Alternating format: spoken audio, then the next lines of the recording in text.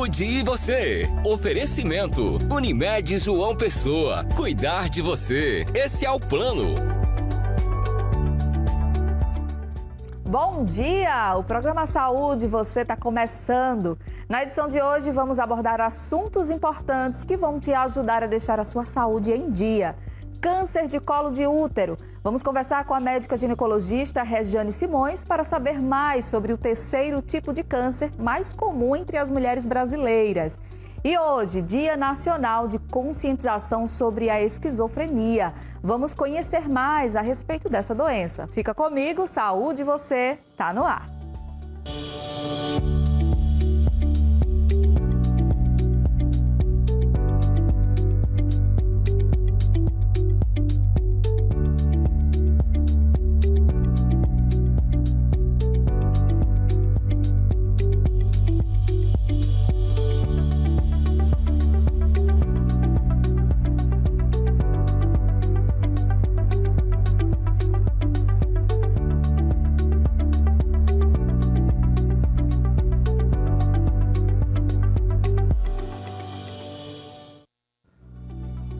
Olá, sabadão, e eu tô chegando para te fazer companhia neste fim de semana. É o nosso encontro Saúde Você, um programa repleto de muita informação. Você já conhece, então fica comigo até o fim. Eu tenho certeza que você não vai se arrepender, porque tem muita coisa boa hoje por aqui, tá certo? Conto então com a sua companhia, com a sua audiência, tá bom? E a gente já começa falando sobre campanha importante, viu? Eu tô falando do Maio Laranja, que é o mês dedicado à conscientização ao combate do abuso e exploração sexual contra crianças e adolescentes no Brasil. Confira.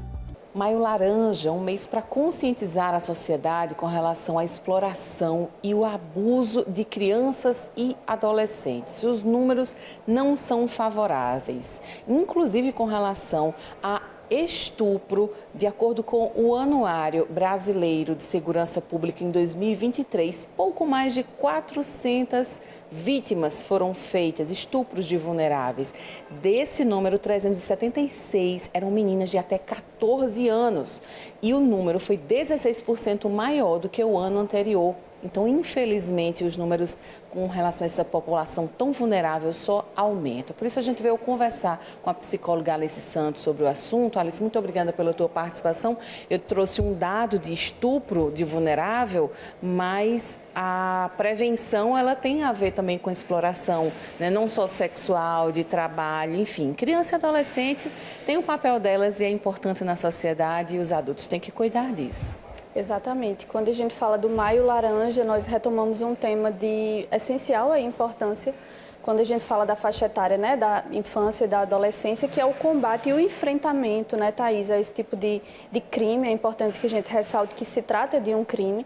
Então, desde o contato inapropriado, né, de cunho sexual com a criança, com o adolescente, feito por uma pessoa de mais idade, inclusive considerando que essa criança e que esse adolescente não vai conseguir discernir, né, o que significa aquele contato, e não só o contato direto, mas a exposição a conteúdos sexuais, né, a gravação de conteúdos sexuais com crianças e adolescentes. Então, desde o abuso até a exploração, que envolve tráfico humano para fins sexuais, exploração sexual infantil. E a gente sabe que existem pessoas que acabam lucrando com isso, né? Muitas pessoas ainda acreditam na ideia de prostituição infantil, que é um termo assim muito triste, a gente já não adota mais, por entender que a criança e o adolescente não se prostitui, né? Ela é explorada por alguém que está aí lucrando financeiramente com esse tipo de crime. E aí, claro, diversas instituições, principalmente os órgãos públicos, combatem muito esse problema, né? O que é que a gente pode fazer também para ajudar essas crianças e adolescentes? Inicialmente, a gente precisa fortalecer o autoconhecimento, né, nas escolas. Desde a mais tenra idade, é importante que a gente entenda a importância de explicar para a criança que o corpo dela é de propriedade dela, né, e que ninguém pode tocá-la sem consentimento. É importante que a gente fale sobre isso para as crianças desde que elas desenvolvem aí a consciência de si, a consciência do seu corpo, até porque na escola ela vai ter contato com muitas pessoas. Quando a gente pensa, por exemplo, em crianças autistas, crianças com deficiência, né, que têm às vezes dificuldade de comunicar algum abuso que passam. E a gente tem um dado, Thaisa, que na maior parte dos casos de violência sexual que são cometidos contra crianças e adolescentes com deficiência, a grande parte é cometida aí pelos seus cuidadores, né? Muitas vezes cuidadores diretos. Então, ensinar para essa criança formas de comunicação, técnicas de comunicação, ainda que seja uma criança não verbal, então explicar para ela, né, que outra pessoa não pode tocá-la sem autorização. Ensinar, né, esse tipo de aspecto, combater firme e veementemente esse tipo de ocorrência e fortalecer os canais de denúncia. Então, nós temos a Ouvidoria Nacional dos Direitos Humanos, que é o Disque 100, mas você também, caso saiba, caso presencie algum caso desse tipo, você pode e deve contactar a delegacia especializada, os CREAS, né, que são os centros de referência especializados aí em assistência social, os conselhos tutelares. Então, de fato, fortalecer a responsabilidade também do poder público, fortalecer essa rede de proteção às crianças e adolescentes. Campanha importantíssima, né? A gente está sempre noticiando, infelizmente, casos de abuso sexual contra crianças e adolescentes. A gente nem precisa dizer que é crime, né? E essas pessoas, né, precisam ser punidas, tá? Então, a forma mais fácil e eficaz de chegar ao abusador é a denúncia. Então, tem que denunciar. Passe essa informação adiante, tá bom? Conto com a sua ajuda nessa transmissão aí do bem, tá certo? Olha só, vamos continuar falando de saúde, tá? Olha só, você sabia que o câncer de colo de útero é o terceiro tipo de câncer mais comum entre as mulheres aqui no Brasil?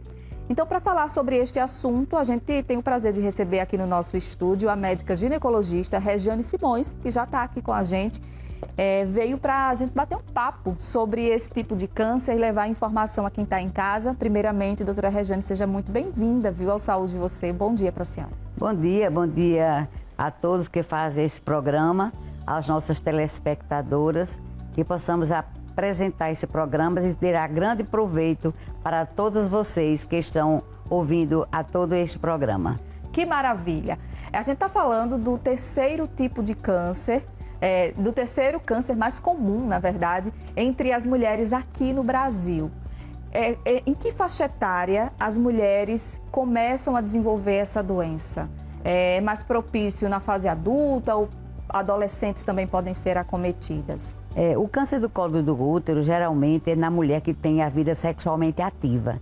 Começa mais cedo, tem mais probabilidade, mas é mais comum entre mulheres depois dos 27 anos, quando ela desenvolve aquela capacidade de adquirir o vírus HPV, que é ele que transmite pelo ato sexual e desenvolve o câncer do colo do útero. O HPV não é câncer.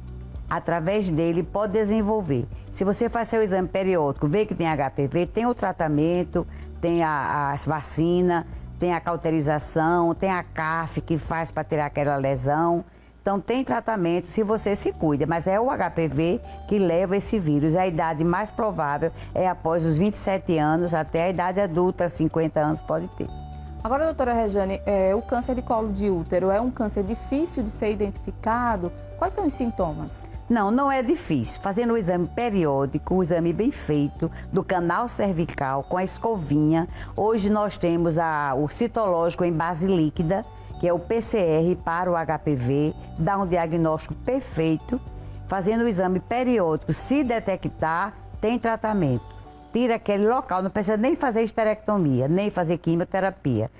Tira só a lesãozinha onde está, através da colposcopia a gente vê, pede uma biópsia, se constatar se é o cólico in situ, o câncer in situ, bem localizado, tira aquilo ali e fica boa. Se é uma lesão maior, faz uma CAF, que é uma cauterização de alta frequência, onde tira parte do colo do útero e também fica curada. E se é uma lesão mais profunda, que compromete o endométrio, tem que fazer uma esterectomia. Esse exame traz o diagnóstico? A gente faz o citológico, colposcopia, biópsia. Se for só no colo do útero, a colposcopia e a biópsia resolve. Se vê que tem lesão endometrial, uma histeroscopia com biópsia também resolve. Esse exame, doutora, é acessível, é oferecido no SUS? De quanto em quanto tempo a mulher tem que fazer? O exame é o citológico, o SUS oferece. A biópsia também, a colposcopia também, a histeroscopia é mais difícil. Pelo menos eu trabalhei no SUS, é muito difícil conseguir uma histeroscopia, mas tem gente que faz na HU, acho que só no HU que faz. E o exame deve ser feito periodicamente, anualmente, que não tem nada. Você faz um citológico, não deu nada, é anualmente. Mas se der alguma lesão, é de 6 em 6 meses. Perfeito, perfeito. Depois que a mulher foi diagnosticada ali com câncer de colo de útero, qual é o tratamento? Qual o passo seguinte para essa mulher iniciar aí esse tratamento? De início, você falou em sintoma. Infelizmente, no início não tem sintoma nenhum. Nenhum. Você chega... Difícil de identificar. Tem paciente que chega, não estou sentindo nada, nada. Quando a gente vê, está uma lesão grande do colo do útero. Então é uma doença Terça-feira eu silenciosa. examinei, terça-feira passada, eu examinei uma senhora de 45 anos, não sinto nada, vim só para fazer minha revisão, quando eu botei estava lá. Lesão grande do colo do útero. Nossa. Por isso que o pior é isso, não tem sintoma. Quando vem sangrar muito é porque já está em caso terminal. Sabe? Eu estou sangrando direto, ter cuidado com esse sangramento. Pode ser apenas um distúrbio hormonal, pode ser um pólipo, pode ser um mioma submucoso e pode ser o câncer do colo do útero. Então, o sangramento tem que pesquisar, tem que ver o que é. Tem que diminuir, fazer o exame do colo do útero e ultrassonografia para ver. Então, dado o diagnóstico, se for in situ, como eu lhe disse, é só uma CAF. Se for mais profundo, pode fazer também uma CAF mais profunda do canal cervical. E se comprometer o endométrio, for uma coisa mais séria, começa com a quimioterapia para a lesão ficar mais seca. Quimioterapia, toma lá no Laureano. E tem clínicas que faz particular. Depois que a lesão fica mais ressecada, faz a esterectomia. Perfeito. Doutora Regiane, sempre muito solícita, sempre aqui com a gente. Já quero agradecer a sua participação aqui no Saúde Você para tratar sobre um tema tão importante como esse. Muito obrigada, doutora Regiane. Por nada, eu que agradeço. Agradeço e digo mais, se cuide, a vida é um dom de Deus. A vida é um dom de Deus. Ele deu a você não para jogar em qualquer lugar, mas para você amar sua vida, amar a Deus e servir a Ele com a sua vida, o seu tempo e os seus bens. Porque a vida é preciosa para o Senhor e Ele quer que você viva bem, viva feliz servindo a Ele. Que Deus abençoe a todas. Amém, amém. Não preciso falar mais nada, né, minha gente? A gente vai fazer um breve intervalo comercial, bem rapidinho, não sai daí. Daqui a pouquinho eu tô de volta.